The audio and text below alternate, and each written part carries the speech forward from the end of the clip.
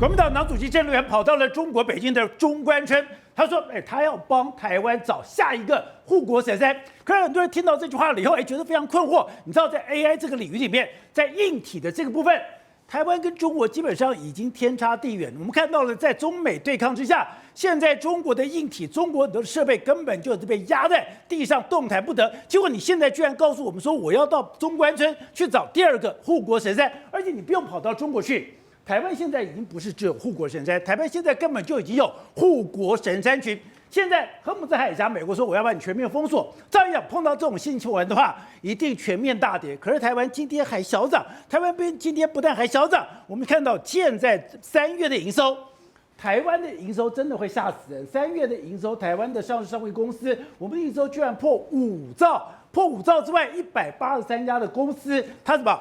它的营收都创了历史新高，所以台湾现在趁着这一波的 AI 的风暴，趁着这一波的浪潮，我们不是只有题材而已，而是我们实打实的，我们现在每家公司的这个营运状况都非常的好。你想想看，183家的公司营收的状况都是创历史新高，而且现在的 AI 还在发展当中，而且现在的订单还在满线当中。现在要讲的是，如果按照这样的一个浪潮，台湾到底会进到一个怎样的领域呢？好，我们今天请到了来宾，对台湾首席的资深媒体人张宇轩，宇轩你好。大家好。好，第二位是美岛电子报董事长吴子嘉，第三位是战略专家林立辉，大家好。好，第四位是君鸿资本的执行长史文君，大家好。好，第五位是资深分析师高子旭，大家好。好，宇轩，今天美国也宣布说他要封锁荷姆兹海峡。照理讲，这种事情如果出来了以后，应该是油价大涨，股市大跌。结果没有想到，台湾今年股市居然还小涨。你有看到台湾的本质有多么的强，而这个本质反映在哪里？本质已经反映到所有上市上柜公司的营收。现在这个营收，刚刚讲183家公司的营收创历史新高，还不止如此哦。刚刚讲的，我们现在的收盘价也是历史新高。宝德哥没有错，每次周末川普放火的时候，比如说像是荷姆斯海峡，他突然跟你讲说呢，不只是伊朗这边要封锁，我在另外一边呢，我也要封锁设一个收费站。理论上今天可能我们开盘崩1000点起跳，结果呢一开出来大家吓坏了，不对。什么台股呢还大涨，最后呢收盘收在哪里呢？35474，也就是有史以来台股的收盘最高价，有史以来距离上个礼拜或上上礼拜的那个高点只差大概100多点，所以大家很好奇啊，那发生什么事情？就一看到营收不看不知道，一看吓一跳，哇！所有的公司里面3月营收总营收加起来高达5兆台币，也创台湾史上的历史新高。因为之前本来大家很担心说，我这个股票上涨，这会不会是一个题材的炒作，会不会是一个等于说炒股票的这个过程？结果如果你今天看到，今天不但是有题材，而且更重要的是，每一家公司都是实打实的，真的有收入的。没有错，有底气。以前大家讲说台湾几赢卡波，就现在是呢，台湾的公司几拢赢卡波。因为每一家公司，你如果讲说可能是个别行业啊，搞不好是 CPO 啊，搞不好是 BBU 啊，搞不好是个都不是。为什么？光是 AI。创下史上纪录 ，AI 算是一个新兴产业，但是在这次整体营收的贡献当中，超越我们讲不只是半导体哦，高达50%，宝德哥占了50%，也就是我做核心的，我做机壳的，我做散热的，我做所有的加总起来，竟然就占了台湾50%，就是2兆5左右的营收。所以在这个前提跟底气的状况之下，台股才会这边有基本面有所谓的支撑。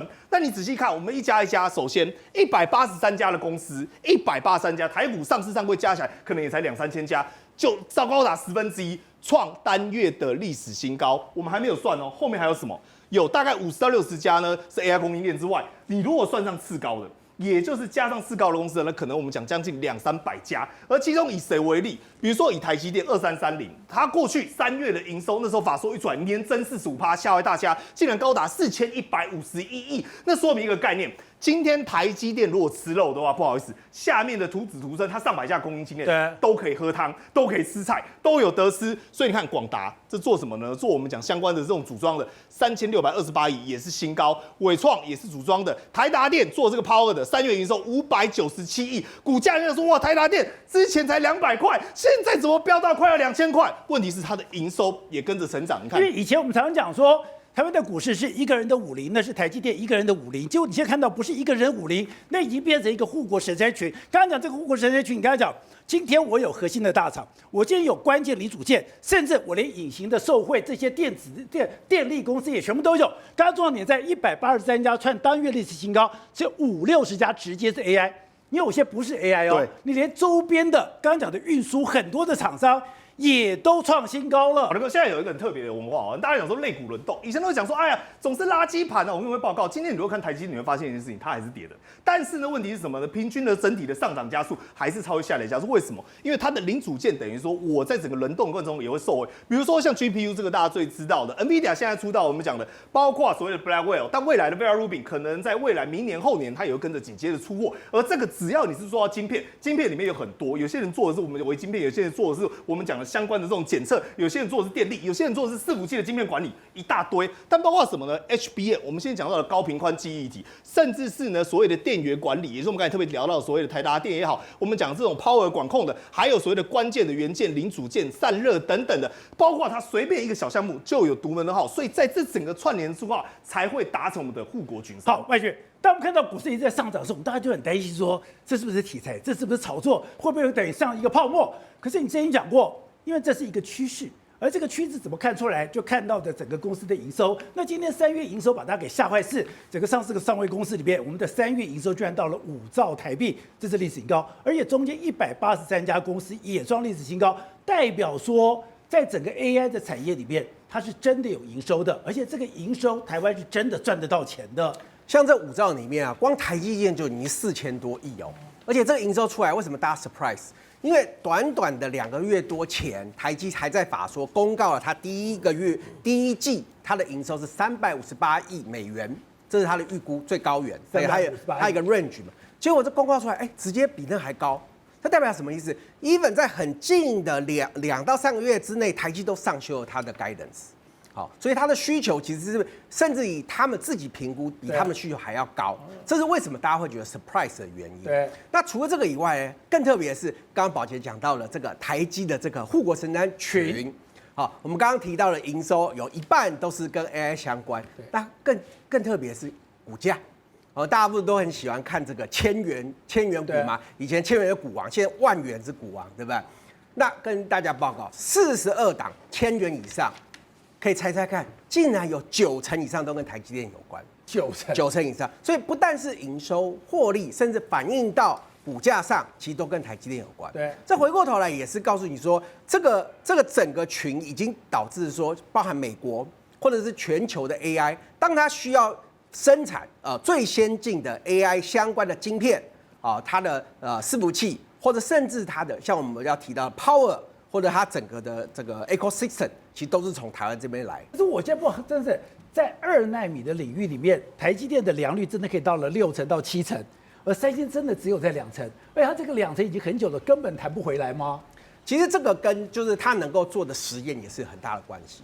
还有就是很大的关键，就是因为我们所有的制程是堆叠起来的。你现在做的像 HBM 是把3颗记忆体堆起来，以后 SOIC 是把3颗逻辑晶片堆起来。关键不是做好1颗是要把它堆起来。堆起来的时候，它是一种工艺，它是一种你做每一个东西的精准度的累积。所以我今天我土法炼钢，我把某一把剑练得再犀利也没有用。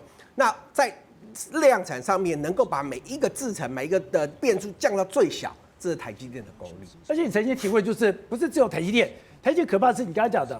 是台积电刚刚那些1000元股票，那都是它的整个所谓的包括的这个所谓的护国群山群的群败，这些东西都让它的良率变得非常好。就像我们常讲嘛，甚至就是说，你单纯是把在 Fab 里面过滤空气的纯水的清洗设备的或者是解决某一个晶片它的弯曲的这些所有的都可能都是某一家1000元股的它的一个 product。对，那这些东西加起来以后呢，因为它跟台积 Cowork 一直往前，他们都不需要互相签什么合约，那它一定有是跟台积做的。那这个东西如果它一旦别人他不可能去三星吗？他 support 三星，那完了，台积马上把它 shut down。所以这个东西是互相 support 往前的，这一次就是形成一个强大的一个护城河的原因。好，那子轩，你今天帮我们带来这个是我们的出口的数字，更可以看出来说我们的电子业有多么可怕了。对，我们这几年的电子业出口其实成长非常的快除了川普在对于中国去打一些关税战、贸易战之外，也是有赖于台湾刚提到的，我们整个所谓的一个电子生态链，它不是单一的几间公司，而是整个所谓的一个电子生态群。所以我们看到说，在这几年我国的一个出口状况来讲里面有2大细项是我国主要的一个出口产品，第一个叫做电子零组件，第二个叫做资通讯产品，在归属于资通讯产品里面的所谓的电脑及其附属单元里面包含了伺服器，这个成长的速度有多快呢？一样哦，这个单位是$1，所以我们看到在2022年全年的时候，包含了伺服器的一个出口总值，全年哦才260几亿，但是到了2024年已经到了800多，2025年2000多，到了今年光第一季就达到了700亿。对，所以今年有可能全年光这个所谓的伺服器就3000亿了，可能就有3000亿。所以从这样的一个角度来看，确实在这一波的，以前我们的伺服器都在中国。后来是说，因为中美对抗的时候，这些伺服器都回到台湾，回到台湾了以后，就没有想到它增长的这么快速。而且不止这个，以前的伺服器是一般的伺服器，现在讲的是 AI 的一个伺服器，所以你会看到在整个 AI 伺服器里面制造，刚讲了那么多的一个供应链，特别又包含了台积电这样这种所谓的先进晶片制成的供应上面，甚至在美国。台积电在美国厂生产的晶片，它也是需要回来台湾做封装，封装之后整机伺服器去做出口，所以这是推动了整个 AI， 其实推动了台湾许多的供应链都雨露均沾。好的，魏群，刚才讲说，现在这个 AI 里面有一个说法，它是不是只有基本上 GPU、CPU 不是现在这样，它是全面都有，而且刚刚讲的护国神山群里面，现在在说，除了这个台积电以外，现在电力也是，现在电的部分，电的需求跟周边。也是一个非常可怕的产业群。是，报告宝杰，就是我们做股票的，就是看了百花齐放很开心，但其实你在买的时候很辛苦啊，好多股票超级多，你要怎么选？那刚刚提到第一个，提到算力，算力就是 CPU、GPU、记忆体。那真正的主菜，其实默默的在这个算力之下出来，就是叫电力。那电力一开始大家都想说电不够啊，我一定要核能啊，我要什么？所以那时候核能、小型核能呢一度上涨很多，但现在全部跌回来，甚至跌回，因为呢缓不济急。你今天要建一核电厂，至少5到8年，那你电力要往上升很难啊，火力发电的，所以到最后都要什么做电源控制。所以电源控制呢强项就在台湾，所以一开始大家以为台湾吃不到。甚至只能去买一些像这个 power 的这种大的这种电压器啊什么。但后来发现，其实微观的电力控制是台湾的最强项，包含像什么power supply 电源供应器，包含像说电源IC。好，再来的话就是被动元件。被动元件呢，它简单讲就是它其实做的是什么？就做电的一个buffer。我今天电有上有下，有的时候很电力很高，电价很高，有时候电力很低。那我的 IC 会被冲坏啊！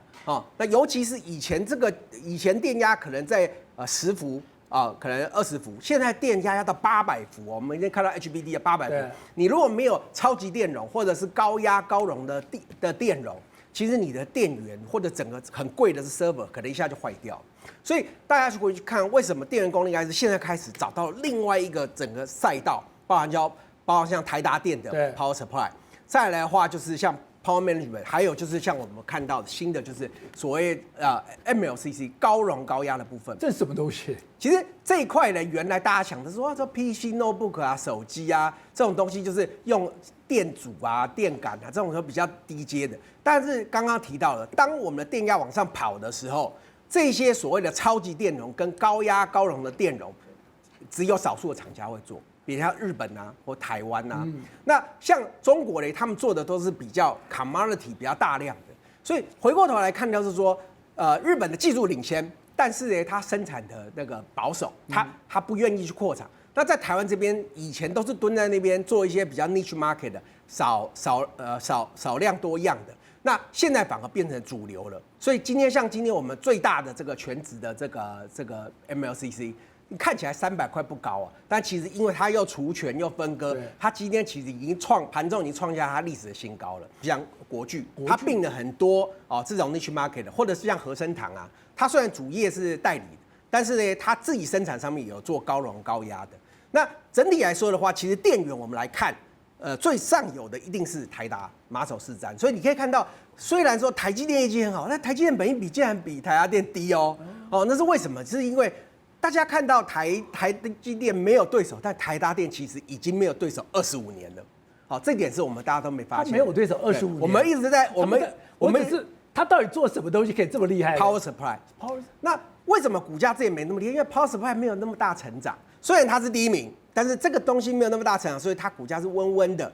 但当我们刚刚提到我们的电力要求往上拉的时候 ，power supply 的需求往上拉的时候，台达电它每一年又花了很多的去研发，在各种各样 power supply、CDU， 还有甚至散热上面都作为领先的时候，对它其实默默变成台湾的第2个护国神山。因为这次有人去看了这个所谓的这个在国外的一个展览里面，它的那个是福特800伏特，对我听到这个800伏特我吓死了，对因为我过去跑捷运局的那个运量，比如说那个电力750伏特，那就会电死人的。是，那800伏特是一个多可怕的数字。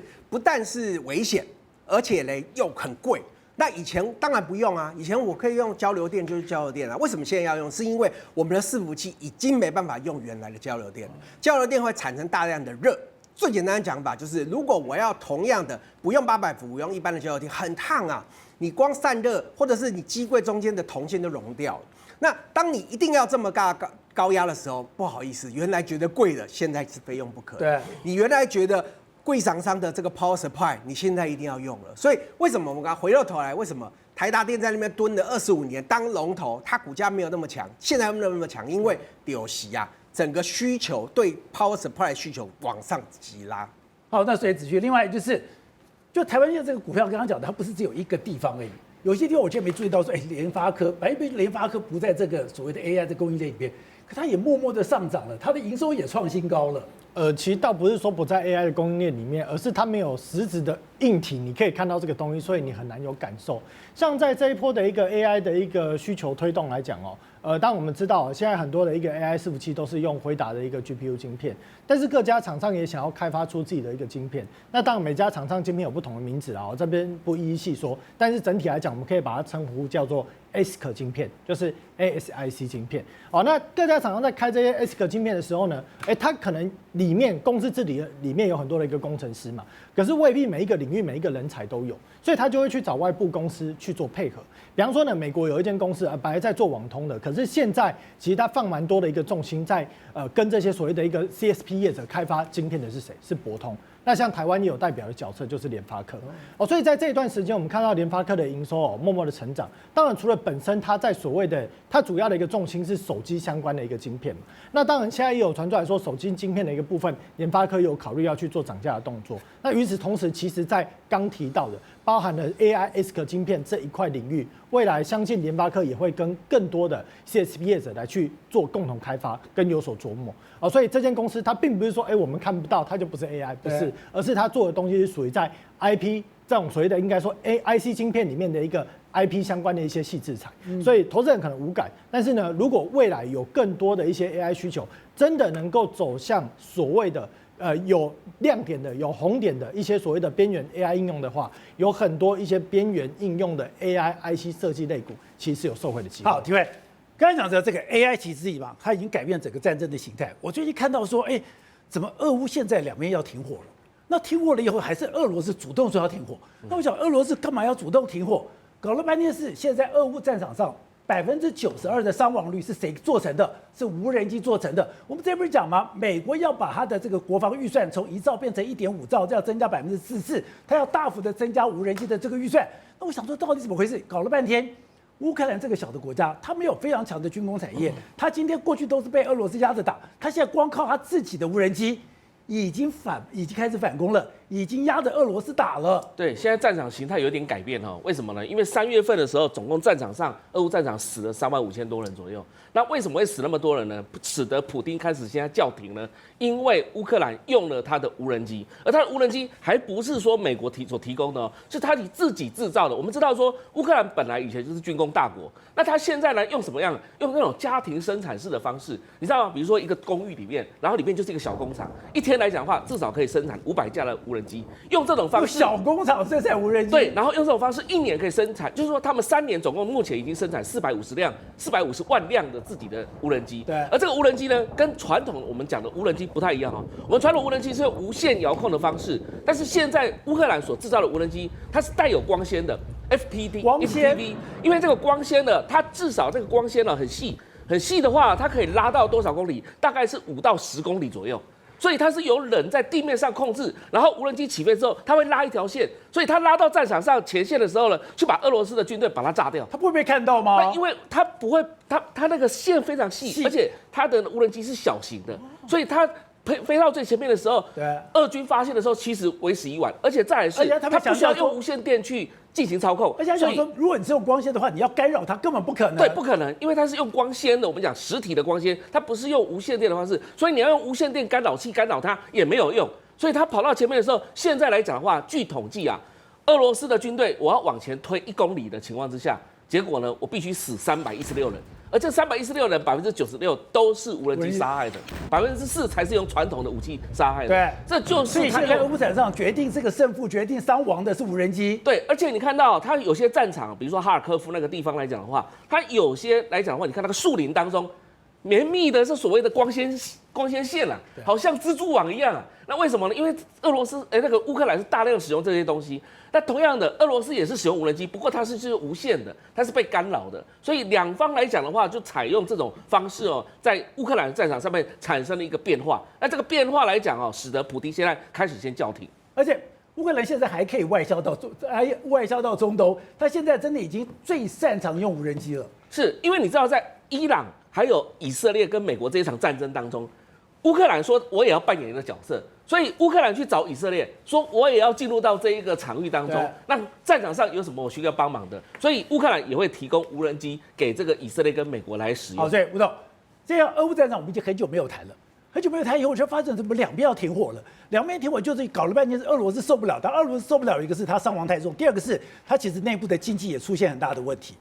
其实我就没有想到，现在乌克兰现在决定战场90%的伤亡都是无人机造成的。